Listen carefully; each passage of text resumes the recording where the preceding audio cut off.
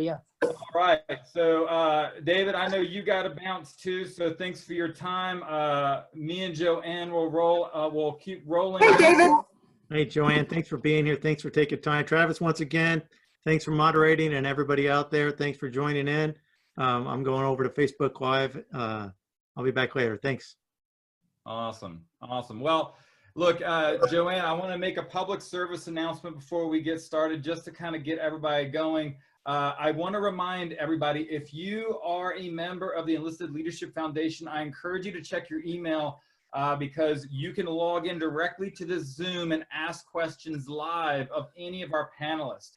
We've got a couple of them that asked some pretty pointed questions, which Mick Pond nailed right out the box.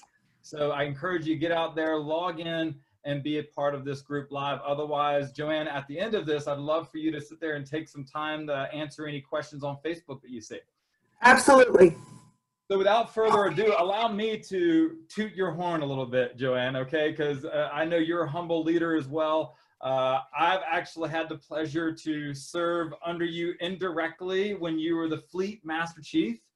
And I was, and I was just a young, just getting into the program as a command senior chief. And yeah, you jerked my chain directly. But you know what? We needed that. And that's the kind of stuff that, you've always, everything I've seen, you've always never been able to mistake your kindness for weakness. So a little background about you. You joined the Navy in 1982, and please correct me if I'm wrong. I'm going off my notes here.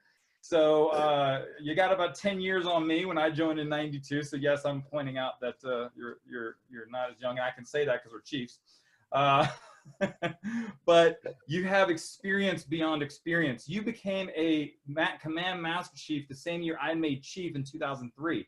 And then you went on to work from everything from being a destroyer CMC to being on a Westpac, being on the Naval Hospital in Guam, to going on to the 3rd Fleet Command Master Chief, where you completed as the Naval Forces Europe and Africa Fleet Master Chief. So, Joann, thank you so much for taking your time today. Thank you, Travis, for putting this together and adapting and overcoming during these times. Well, literally, as I told you before, this was just I figure if we're going to be in lockdown, let's do something where we can all participate and grow in this crazy, unprecedented times. I want to point out, Joann, that you didn't stop there, right? You retired, and some people retire and just say, okay, I'm done. I've done my bid for God and country.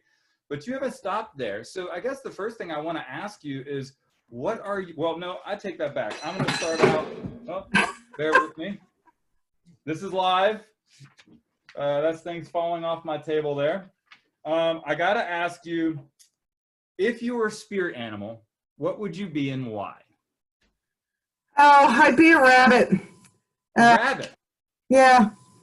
Mainly because I now have a kitty that I've adopted, and we've had her for about a year. And in the last 2 months, she's been capturing little baby bunnies during the season and bringing them in the house. And so I think it's a sign that the bunnies are around the house and, I don't know, giving us some good vibes. And so, yeah, I see right now the bunny as my spirit animal.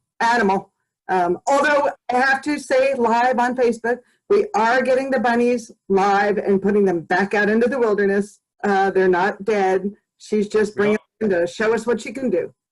I love it. I love it. Well, thanks for that. Like I said, I'm throwing little curveballs at the beginning, kind of get things up. Curveballs away.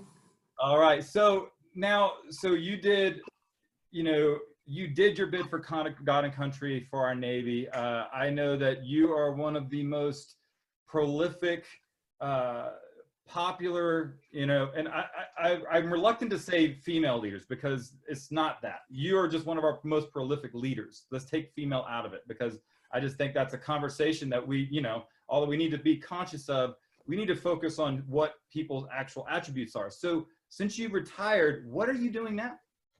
Well, first, let me say it's okay to acknowledge as a female leader. Like I'd say in any venue, I've got my pair, I just wear them higher. Right? So we're all equal in many respects. And it's okay to be a little different. Took me a second for that to catch on. I love that analogy. So what am I doing now? I retired in 2015 after my 33 years, and I have worked for many volunteer organizations. I don't make money, I just spend money.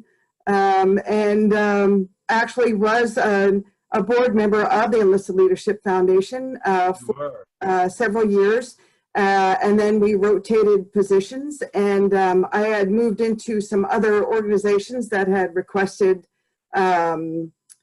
some of the experience and for, fill in a hole and fill in the blanks.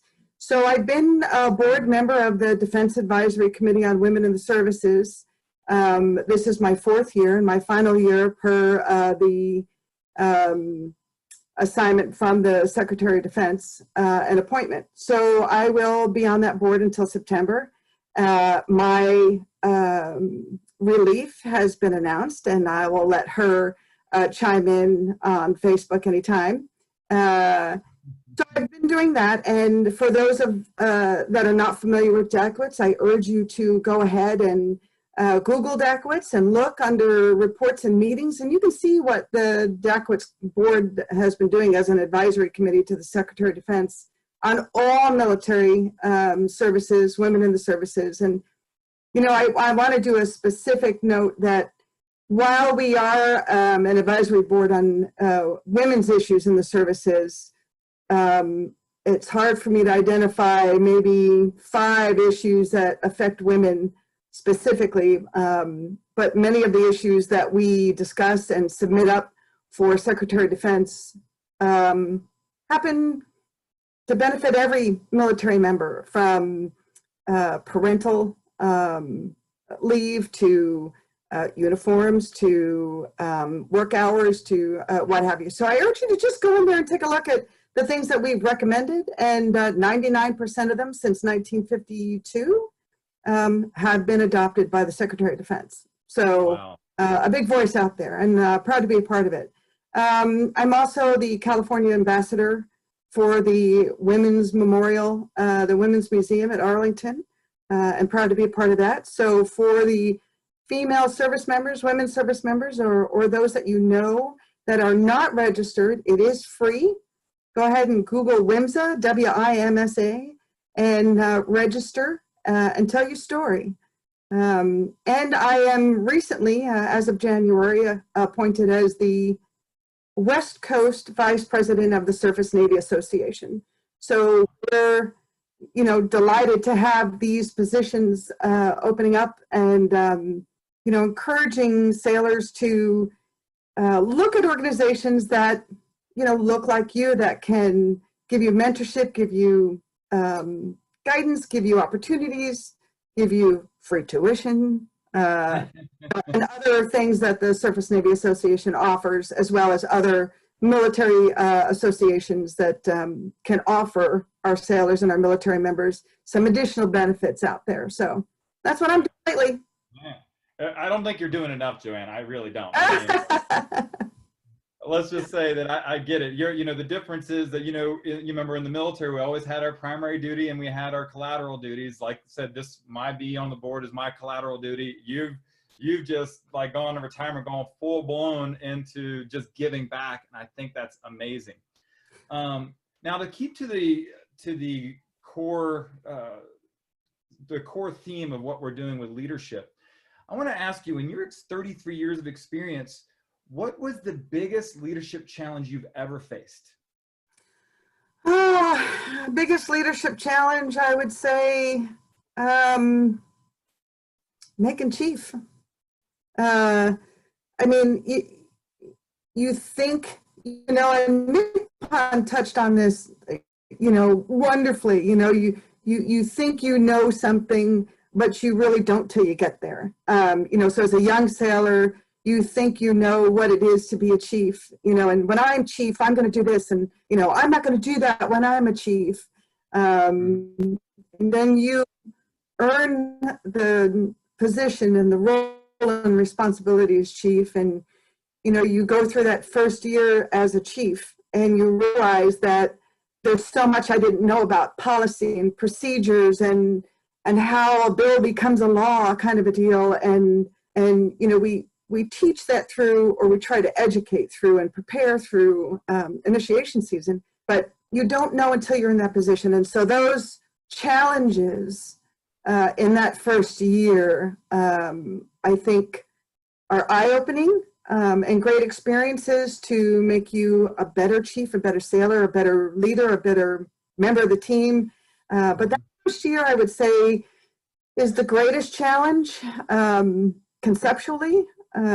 Specifically, some hard challenges, I would say within that first year was, what, 2 months after being selected and putting anchors on, is writing and debriefing an E6 eval of the first class petty officers that I just worked with, and helping them manage through that change and myself manage through that change. And yeah, I would say that. Well, so that leads me into some really your main topic that I want to focus on, and that is leading through change. So what is the biggest lesson learned you've come to? Because in the Navy, you know, we always say it's, if you know, they always ask me when I was getting ready to retire, like, how do you know when it's ready to retire? Well, when you can't deal with the change anymore, right? So, because it's always constantly changing. And that wasn't necessarily my why, but that is what a lot of people's are. So when it comes to managing change, what have you learned the most throughout your career when it comes to managing change? Well, I would say, you know, I often talk when I do the traveling briefs that I talk about my top 10 lessons learned in the Navy from chiefs, by chiefs, as a chief, leaders, LPOs. And the one about change, I think, that I learned over 33 years is change is good for the sake of improvement, but not for the sake of just change. You know, if we didn't have improvements, if we didn't have change, we'd, you know, be rowing our combat ships, and we wouldn't have an iPhone, and we wouldn't have the internet, we wouldn't have Zoom. I mean, 10 years ago, 5 years ago, 3 years ago, I would have never thought about Zoom. So, you know, there's a fine line between, or a fine relationship between change and improvement. You know, change has to happen, but it must be for the sake of improvement. And as we grow, as I said earlier, you know, learning to be a chief, you learn why change is important. You learn how to manage change. You learn how to affect change, be a part of change, and initiate change. Yeah, I think that you couldn't be more true. I mean, you know, it's one of those situations where you have to look at any kind of system and just, you know, you know, if it's, you know, we always heard saying, if it's not broke, don't fix it. And there is truth to that. There is some truth. Right. But at the same time, you can always be tweaking things to make it that much better. The minute you are satisfied with something, you know, it goes back to like when you know, I believe that if you stop learning, you stop growing. So we should always be learning to go to the next level.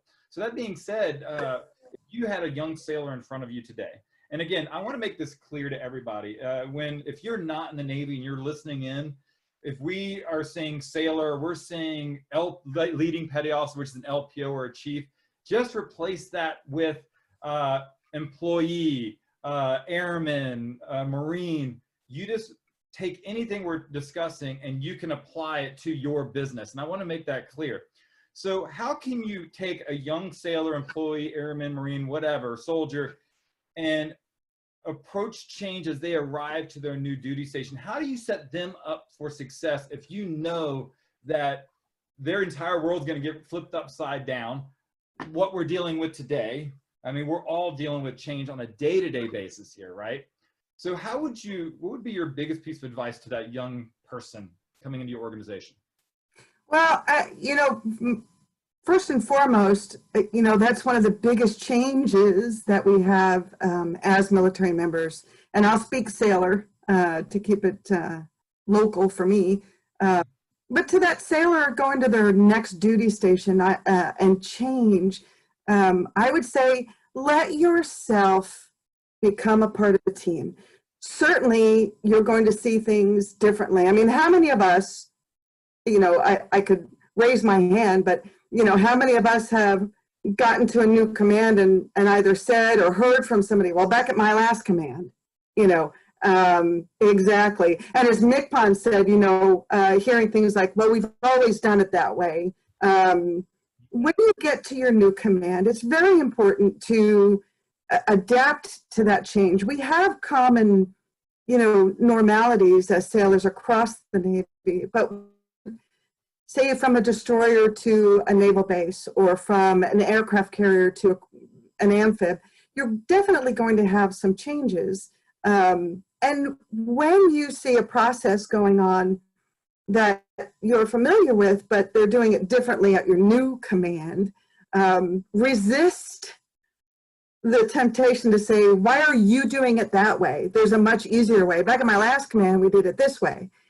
Because what in essence you're saying is, why do you do it that way? You're saying, I'm not a part of this team now. So it's you are doing it wrong, or you are doing it different. And when you say, like back on my last command, we did it this way, straight up, you can be sending a message to say, well, oh, thank God you're here, Chief Ortloff, thank God you're here, Fleet, to save the day, because until you got here, oh my God, we were doing it wrong and we we're going to sink, and, let's listen to how you've got to say it. And I'm 100% positive that in my own eagerness, I've said it, I've done it. I've looked at a process and gone, geez, why are they doing it this way? There's a much easier way to do it. So what I've learned about, that and changed is, and to share is, there's more than one way to skin a cat. So there's a great book, The First 90 Days, on how to manage getting to that new command or that new role. And I would offer, if science says 21 days to change your behavior or the like, let yourself be in your new command, your new role for at least 3 weeks. Sit back, watch how the processes are done, and you may realize I'm learning something new. The way that it's done here in my new team is working well.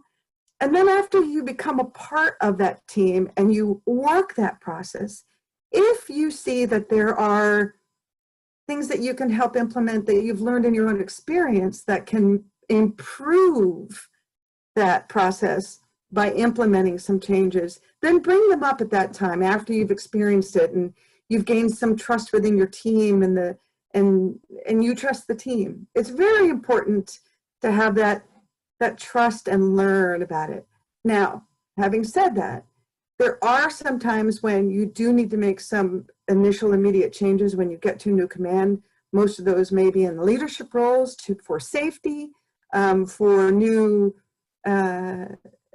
changes that are coming from higher authority that a young sailor may not know about, and may have that first inkling to say like, ugh, a new chief, so everything's going to change in the shop, or a new CO, looks like we're going to change everything and flip everything upside down. Take a deep breath and manage that. Sometimes leadership does know a little bit more than you do because of their exposure, because of their responsibility and the expectations. We don't expect every sailor to know everything. That's why we have different levels of leadership. So, I guess that answers, hopefully, that question about getting. These are spot on. I mean, you can talk about, all of us seniors, we've been to the Senior Enlisted Academy. I'll never forget one of the phrases that always stuck with me when you join an organization that's changing or is changing is the whole forming, storming, and norming concept. Right? So when you get together, everybody can relate to this. You get to know and you're tiptoeing around, trying to figure out where you fit in. And then there's undoubtedly going to be some storming where you're going to butt some heads to try to figure out where everybody's at. But ultimately, the goal is to end up norming in the process, and that can really help do that. Right. And then performing. Listening too, right? Active listening. And you talked about that. Sometimes, what's that old proverb say? There's a reason why we have 2 ears and one mouth, so we can listen twice as much as we speak. Right. I've always struggled with that. Yeah. Well, sometimes we do have a tendency in a leadership role or even in a team role to misinterpret overzealousness or over eagerness to want to be a part or to want to help make something better as someone coming in and storming and changing. So, you know, there's a balance, not only as the new person arriving, but as those that are receiving the new person arriving and understanding their eagerness or even their apprehension. Absolutely. Well, Joann, I can't thank you enough for your time today. And, you know, obviously to respect your time, but I believe I have somebody who I'm going to be promoting here that you might have a little background with. You know a young man by the name of Mike Stevens? The picture looks familiar. Right. So, Joann, I understand you might know this gentleman. So, Mike, if you are on, I'd love to bring you into the conversation briefly. So, good morning. So, Mike Stevens, allow me to toot your horn for you for a quick second. Hi, Joe. Mike, sorry, Travis, going to talk right over you there just for a second. All good. Mike, we met back when Mike was